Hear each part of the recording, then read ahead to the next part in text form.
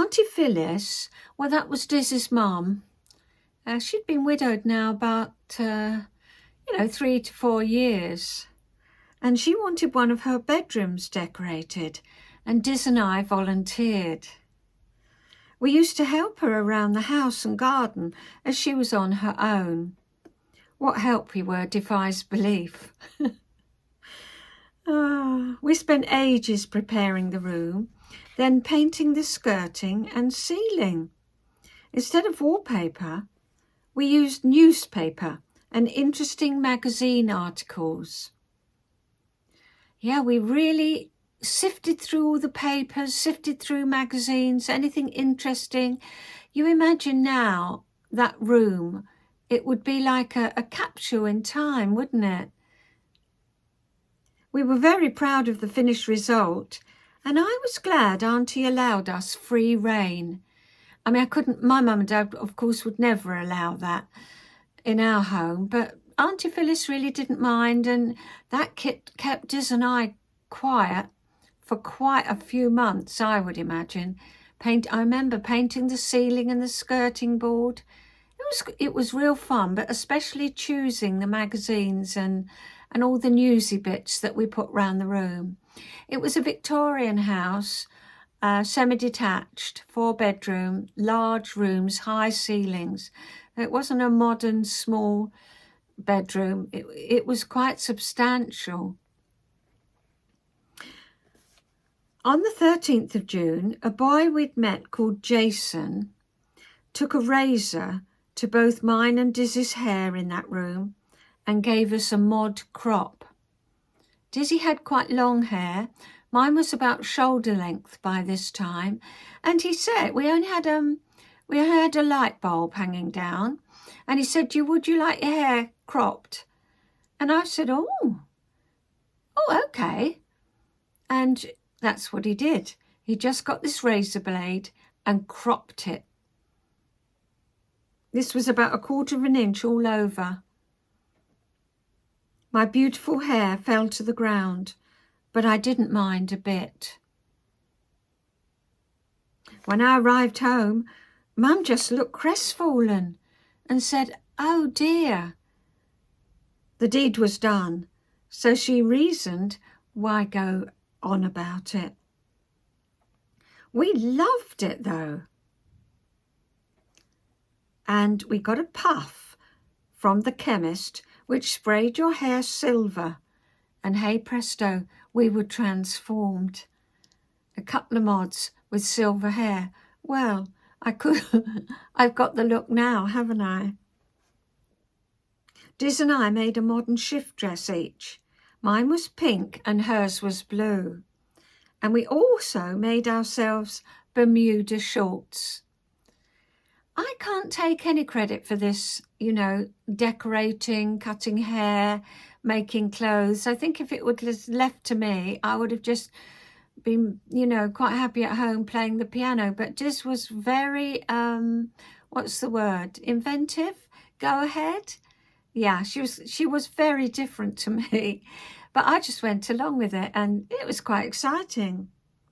Anyway, we wore these Bermuda shorts to St. Paul's, and when we went over High Beach, Epping Forest. That's in Essex, quite away from where I lived. On a Sunday evening, there was absolutely nothing to do, so we'd walk along Wood Green High Road, window shopping, and the scooter boys would drive up and down. And it was a long high street, just shops, so not open on a Sunday, not like now. I mean, it was just deserted. So the scooter boys would just ride up and down, go to Turnpike Lane, turn round, come back again, and we'd just walk up and down window shopping. Yeah, very nonchalant, but a lot of people did it. These scooter boys would stop for a chat and ask you if you wanted a run out to High Beach. We loved it. I loved the smell of the scooters, the excitement of putting your arms around a boy's waist and having to shout to be able to hear each other's conversation. Saturday, the 18th of July's entry is, didn't see Bob and Colin, Bermudas, everyone asked about them, just walked, mods offered ride, home 12 o'clock. Accepting a lift didn't mean you had to go out with the boy. It was just fun for the night. My whole last day at school was the 22nd of July. School leaving age was 15, and I was to become 15 in the holidays. So that was it. My school days were over.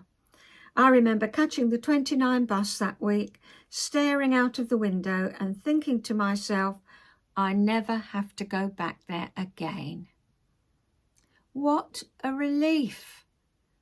I felt for the first time a feeling that I didn't have to do anything I didn't want to do again. After all, I could choose who to marry. I could choose my job. But going to school was compulsory, and I realise now I don't like the feeling of being compelled to do something. It's okay if it's my choice, but school never was. A new phase of life was starting, and one I welcomed. On the 26th of July, I met a boy called Martin. Everyone called him Polly. He had a parka, a scooter, and lovely blonde hair. Although in my diary, I compared him to Mick. Do you remember him back in January? Which means I thought he was a bit of a drip. Oh, it's horrid, isn't it? However, he was a kind, gentle sort of person, and I liked him. And over the next 2 weeks, we got to know each other. He told me afterwards that one thing he found extremely attractive about me was my beautiful speaking voice. He'd never heard anyone speak like it before, he said. I've written, unfortunately, it's gone now. But, it may be gone, but it's not forgotten. And it's not too bad. For my 15th birthday treat, the family went up to London to the pictures and saw It's a Mad, Mad, Mad, Mad World. I can remember laughing so much I nearly fell off my seat. I've seen it many, many times since, but none was ever as good as that first time. The whole cinema was in uproar. Well, I just remember all the seats shaking, it was wonderful. And we do have a family saying from it because they're looking for treasure that is hidden and they've no idea where it is. And after about a 3-hour-long film, this lady is sitting there exhausted, one of the, team that are looking for it.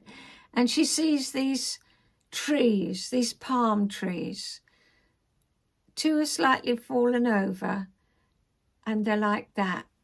And she looks and she's been told that the treasure is under a big W. A big W. And of course she's sitting there dabbing her head and she looks and she can see that underneath those 4 trees is where the treasure that everybody's going mad to look for is.